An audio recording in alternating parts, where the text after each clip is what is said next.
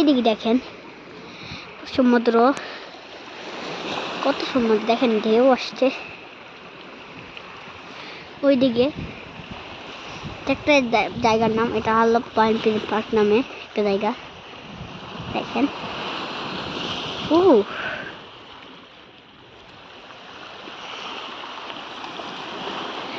দেখেন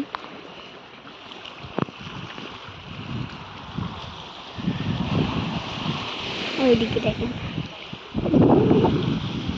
ওই দেখেন এখানে এখানে সবাই বের হয় আর কি।